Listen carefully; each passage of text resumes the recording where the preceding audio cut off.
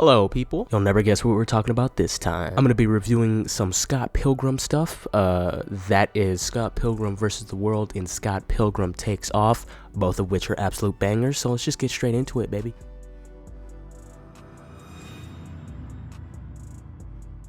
I first heard about Scott Pilgrim on TikTok back when I used to use it, and I was mildly interested, but I didn't really know anything about what the movie was, and so I didn't really know where I was going. I added it to my list of shit to watch and moved on with my life. About a solid year later, I decided to download the movie and watch it. I still didn't know anything about the movie's plot, but I love to jump into movies blind all the time, so that's what I did. I fell in love with the movie immediately. Now, before we hop into the full review, let me just get something straight off the bat. I have not read any of the Scott Pilgrim comics, so I might be wrong in some things, but that being said, here's my take on Scott Pilgrim vs. the World. This bad boy was released in 2010, but anyway, Scott Pilgrim vs. the World is a romantic comedy action film made by Edgar Wright. It follows Scott Pilgrim, who is a musician trying to win his band a record label deal when he randomly starts dreaming about Ramona Flowers, a girl he just saw around town one day. Somehow Scott manages to get a date with this girl, but as it turns out, she has a legion of evil ex-partners who Scott must defeat in combat before he can fully date Ramona,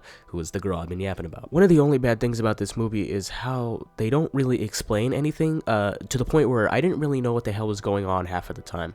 It's very much indeed an issue with the movie that I'm surprised made it past the first draft of the script, but enough negativity. Let's get down let's get down to like the meat of the stew. This movie feels very much indeed like a comic book, with all of the action being very cartoonish and humanly impossible to achieve in real life. Also, the set pieces feel very nice and cozy, and I don't know why, to be honest, but I just really like Scott's apartment. It's like a place I'd like to be in for a while. But anyways, speaking of design, the wardrobe division really went all out in this one.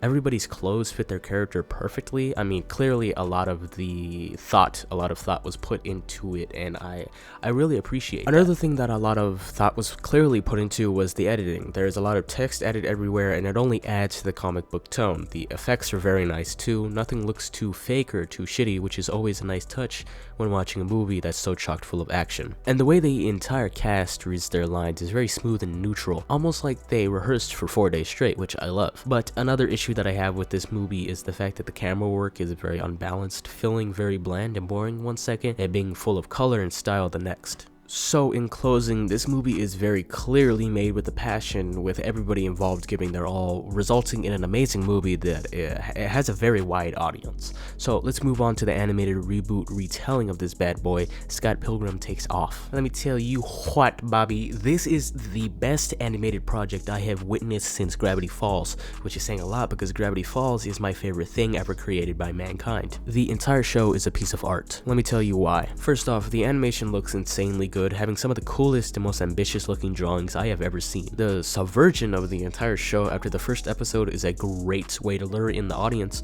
hooking them in. I know I was hooked after the first episode. At first, it may seem like they just copy and pasted the live action script and then animated it for Netflix, but no, they completely rebuilt the plot from the ground up and made it a dramatic masterpiece of unbelievable quality. This is the best thing that Netflix has put out this year. They perfectly mixed the designs from the comics and the live action into a perfect harmony of digital art. The animation is a masterclass, allowing the insane stuff that Scott Pilgrim and the other characters do more possible without the shackles of live action.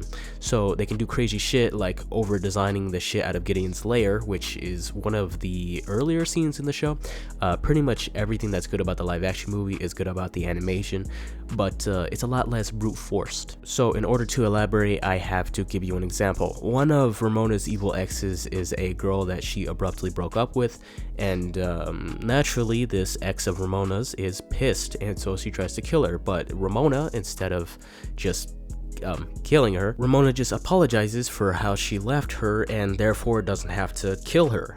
So therefore, all of these evil exes, they can be broken with words and not with physical pain. But pal, don't get it twisted. Don't get it twisted, buddy. Don't get it twisted, Buster. Still, a lot of asses get kicked, but just not as many as in the live action.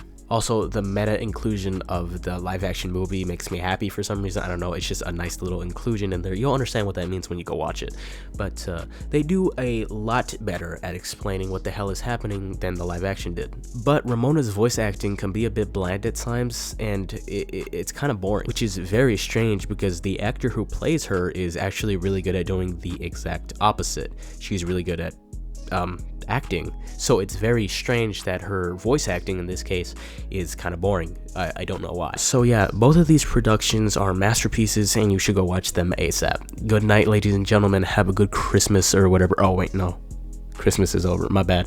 I wrote this script that I'm reading right now before Christmas, but anyways, if you're still celebrating for some godforsaken reason, have a good Christmas or anything else that you might be celebrating right now. Peace out. Now, before y'all motherfuckers go anywhere, let me tell you something real quick. I have been sick for like the past couple of days, and also I've been busy for the holidays, and that is why I haven't been posting. But don't worry, I'm going right back to my original schedule. I don't have a sore throat or anything, so we're going to be fine to post from now on. I'm going to be back on my weekly schedule. Every 7 days, a new video is going to come out, and unless I die, that is not going to change, I promise you. But yeah, I just got sick, and that's why I haven't been posting. I know nobody cares, but yeah. Now, actually, peace out.